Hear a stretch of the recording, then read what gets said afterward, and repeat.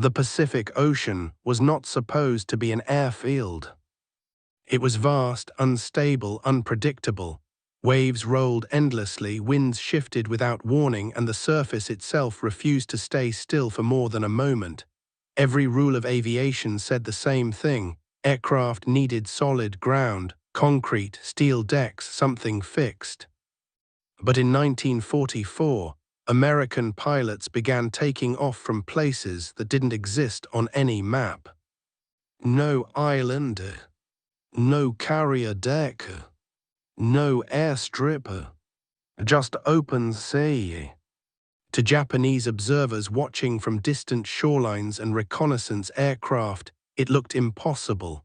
Fighters appeared where no base had ever been built. Planes launched closer to the front than any known airfield. Some squadrons seemed to materialize overnight, strike, then vanish again.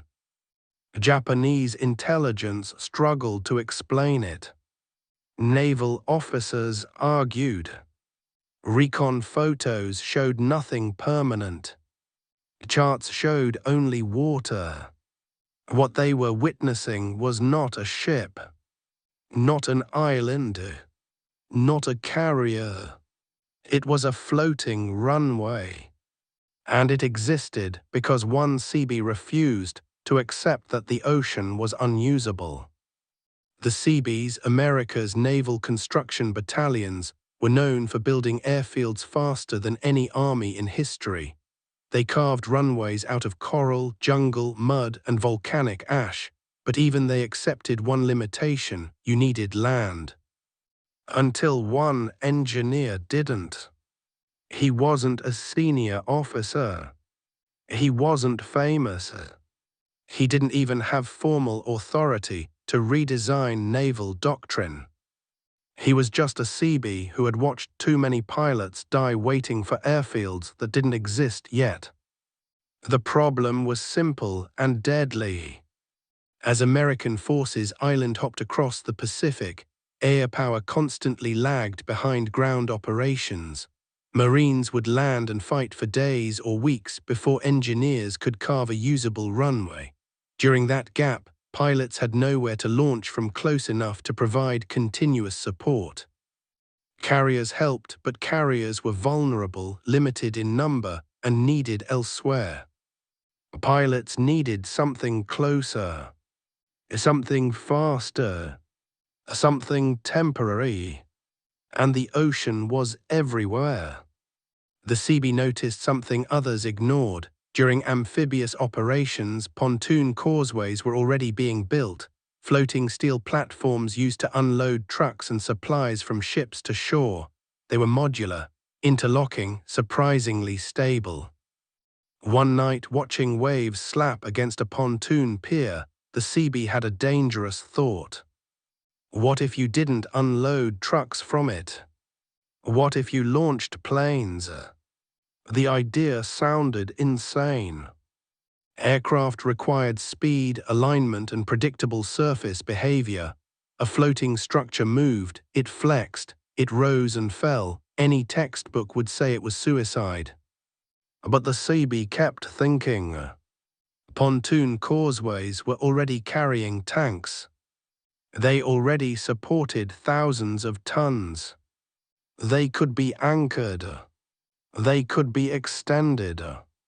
And fighters, especially light naval fighters, did not need long runways. They just needed asterisk enough. The first prototype wasn't official. There were no approvals, no design boards, no engineers signing off. Just Seabees working after hours, locking pontoons together in a straight line longer than anyone had ever tried before. They reinforced joints, added extra flotation, anchored the structure with cables thick as a man's arm. It wasn't pretty. It wasn't permanent. But it floated. At dawn, a single naval fighter was rolled into position. Pilots watched from nearby decks in disbelief. Officers argued. Someone tried to stop it. But the Seabee had already done the math.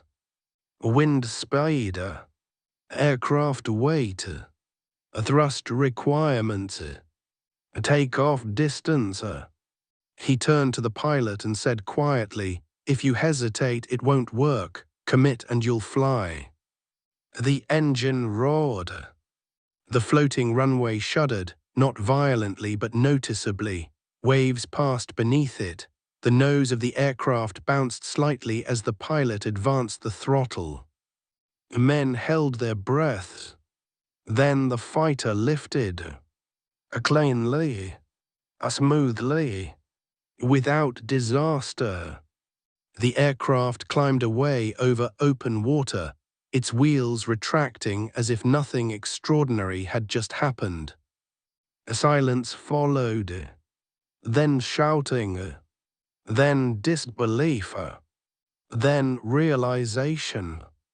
The ocean had just become an airfield. Word spread fast but quietly. This was not something command wanted public yet. If it failed, it would be buried. If it worked, it could change the entire Pacific War. Within weeks, Seabees refined the design. Runways were built longer. Anchoring systems improved. Wave damping increased. Alignment markers added. They learned how to angle the runway into prevailing winds, how to space anchor points to reduce flex, how to keep the surface level enough for safe acceleration. By the time Japanese forces noticed something was wrong, it was already happening at scale. American fighters were launching from places no base existed. Close air support arrived sooner. CAP patrols stayed overhead longer. Strike aircraft appeared where reconnaissance said none could. Japanese commanders began reporting unknown launch points. Some believed the Americans had hidden island bases. Others thought carriers were operating impossibly close to shore. A few suspected radar deception. None guessed the truth, because the truth sounded ridiculous. A runway that floated. In one operation, Marine units pinned down on a reef expected to wait 3 days for air support. Instead, fighters arrived within hours, launching from a floating strip assembled overnight just offshore. Japanese defenders broke contact under relentless attack, never understanding how aircraft kept coming without pause.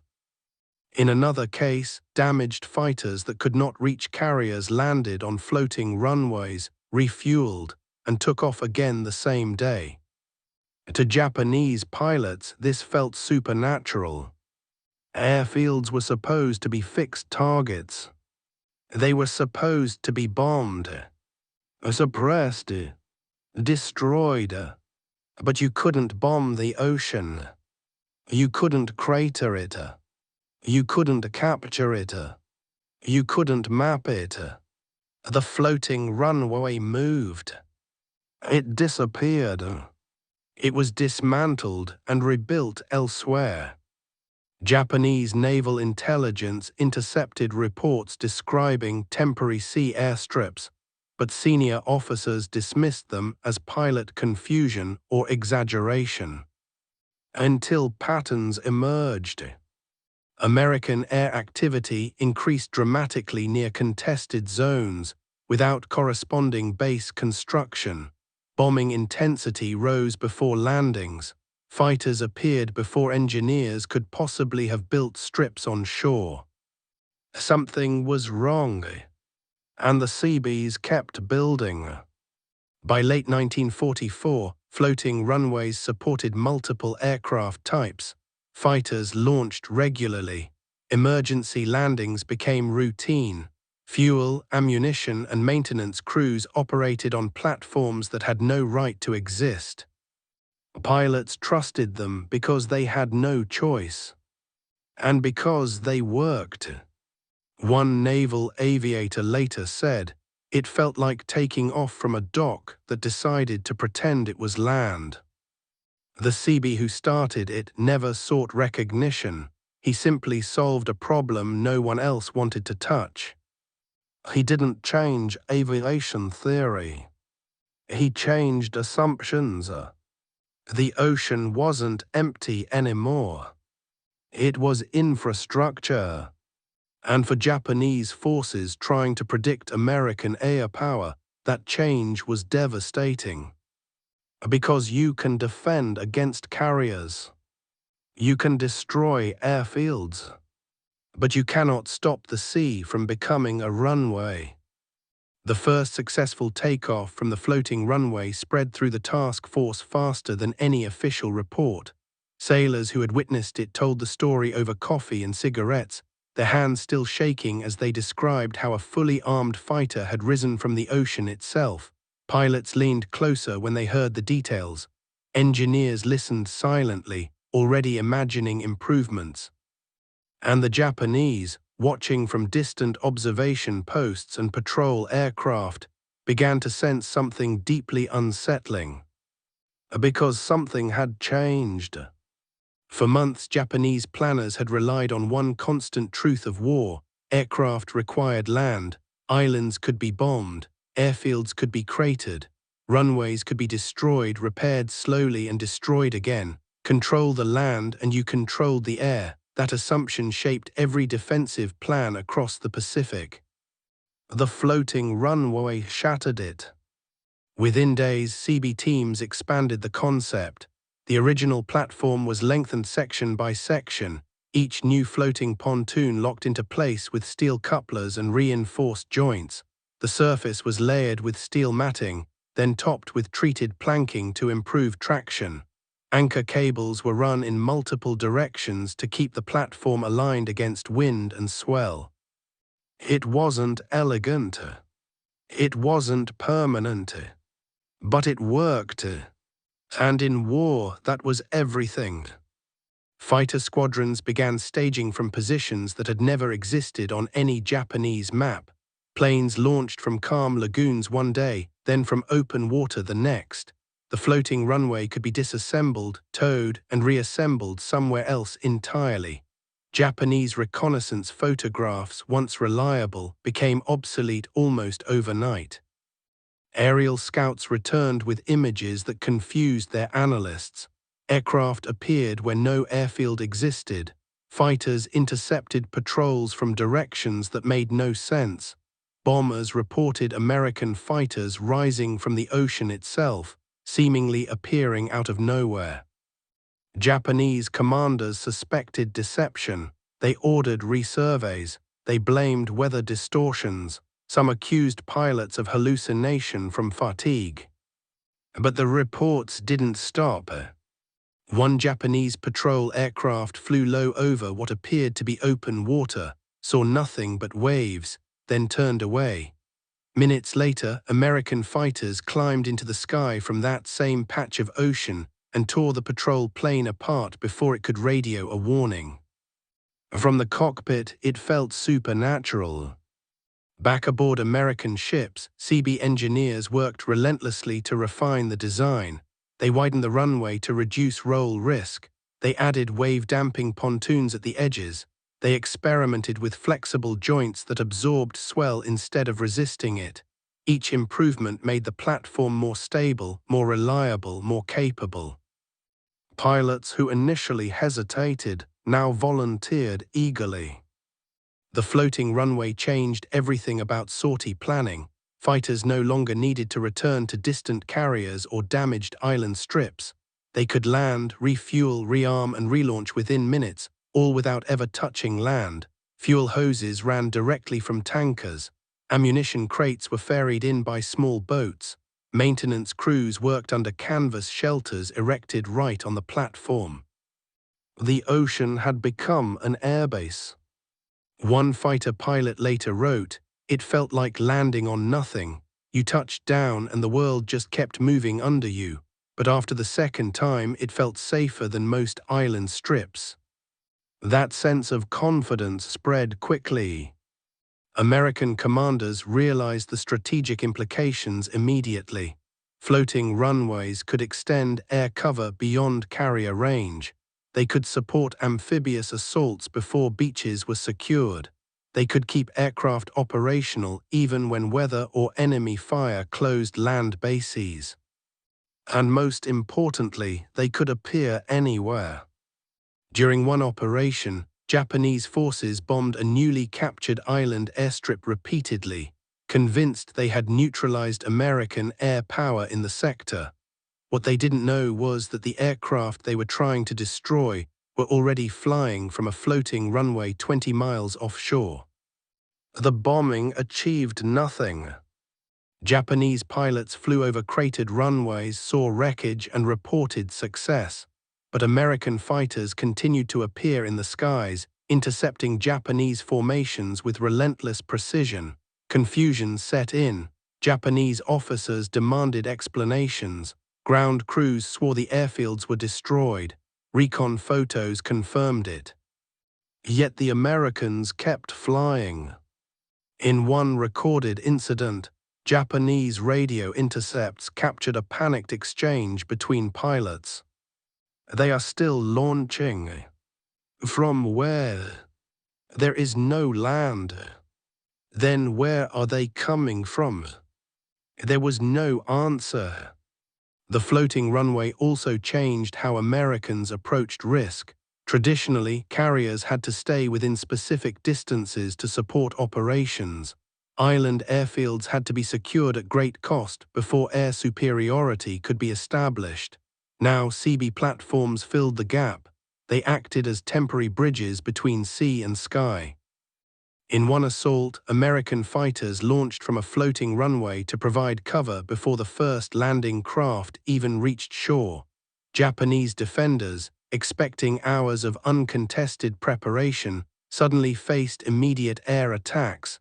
Defensive positions were hit before they could be fully manned. Supply routes were disrupted before they could be secured. The psychological shock was enormous. Japanese soldiers had been trained to expect patterns.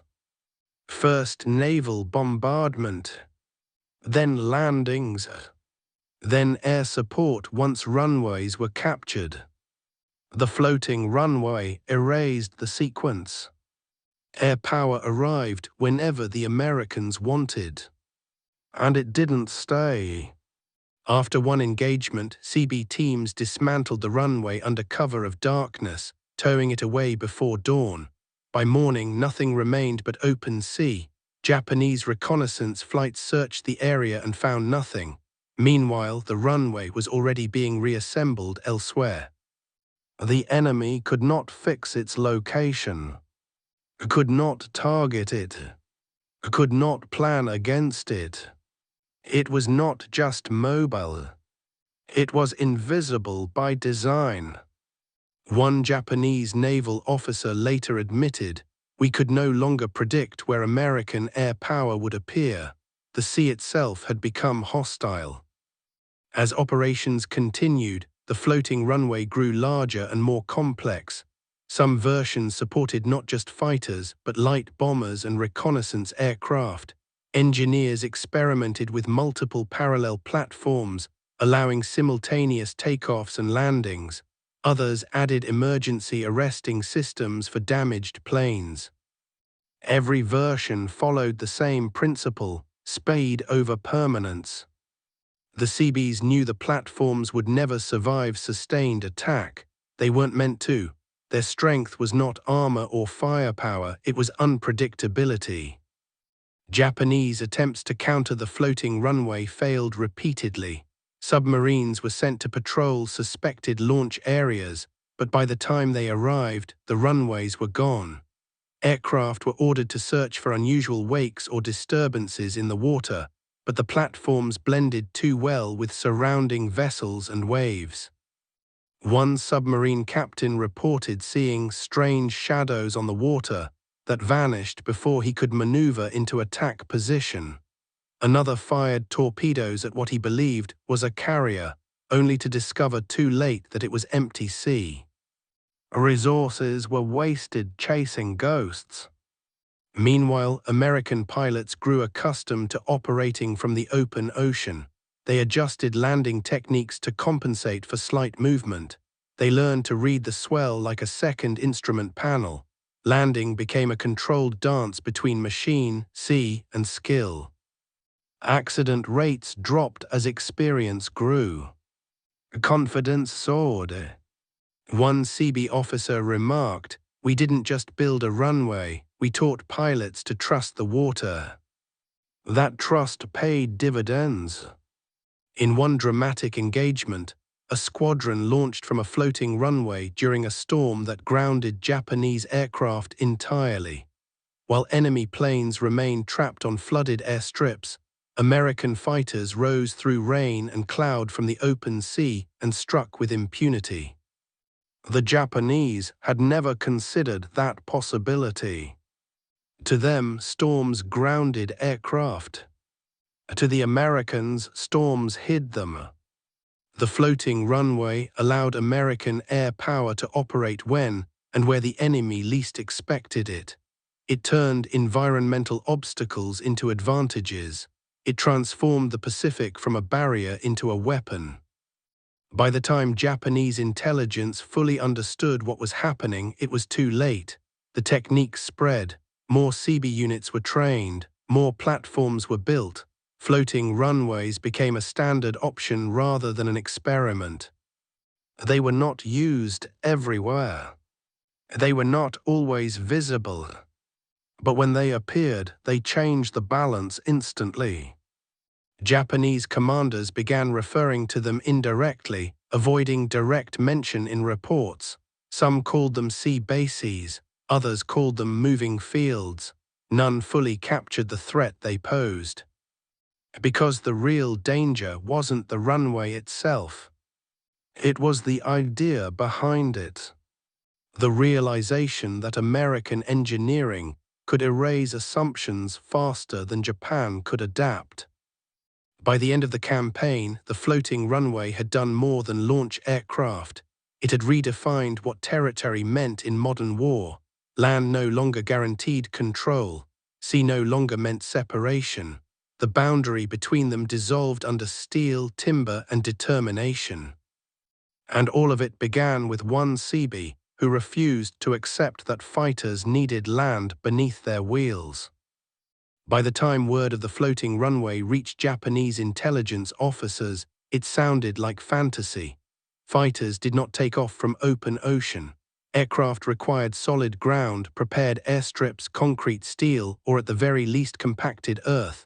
The idea that American fighters could launch from something that moved with the waves was dismissed as rumor, exaggeration, or psychological warfare. But the pilots knew the truth. They had already done it. Out beyond the visible shoreline, where maps showed nothing but blue, American fighters were starting engines, lining up, and accelerating forward, not on land, not on carriers, but on a narrow, floating strip of engineered stability that shouldn't have existed. And it worked. The Japanese first realized something was wrong when American air cover began appearing where no airfield existed. Reconnaissance flights reported fighters arriving minutes after naval landings, far too fast for construction battalions to have built anything onshore. Spotters watched aircraft rise from directions that made no sense. No carriers were present. No islands lay nearby. Yet fighters were in the air. Japanese commanders suspected hidden carriers, but patrols found none. They suspected deception, but the flight paths didn't match carrier operations. The aircraft were too close, too frequent, too persistent. The Americans were launching from somewhere they couldn't see. The floating runway did not look like an airfield. That was the genius of it. From the air, it blended into the ocean's texture, a long, low structure broken by wave shadows, nets, and camouflaged surfaces that disrupted its outline. From a distance, it looked like debris, flotsam, or a partially sunken wreck. Only when a fighter rolled onto it did its purpose become clear. Seabees had engineered the surface to flex, not fight the sea. Instead of resisting waves, the runway absorbed motion. Sections were connected with joints that allowed controlled movement, keeping the surface level enough for takeoff while preventing catastrophic stress. Pilots felt the runway move beneath them, a living surface, but not enough to throw off alignment. The Seabees had calculated margins down to feet and seconds. Fighters didn't need long rollouts, they needed just enough stable acceleration to lift. And that's exactly what the floating runway provided.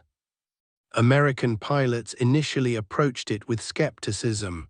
More than one pilot described the sensation as trying to take off from a breathing animal, but once airborne the fear vanished. What remained was astonishment. They were launching fighters from open sea. This changed everything. Japanese defensive planning relied on predictable timelines. Landings occurred, beaches were secured, engineers built airstrips. Only then did fighters arrive in meaningful numbers. That gap, sometimes days long, was where Japanese counterattacks lived. The floating runway erased that gap. Fighters could now launch before beaches were secured, before terrain was cleared, before the enemy even realized an invasion had begun. Japanese patrol boats encountered American fighters overhead less than an hour after first contact. Anti-aircraft crews scrambled too late. Interceptors launched into skies already controlled. One Japanese officer wrote later that the Americans appeared to carry their airfields with them. He was closer to the truth than he realized. The floating runway allowed American commanders to project air power without warning. It allowed immediate close air support. It allowed wounded aircraft to land safely without carriers. It allowed damaged fighters to refuel, rearm, and relaunch without returning to distant bases. It compressed time, and in war, time is survival.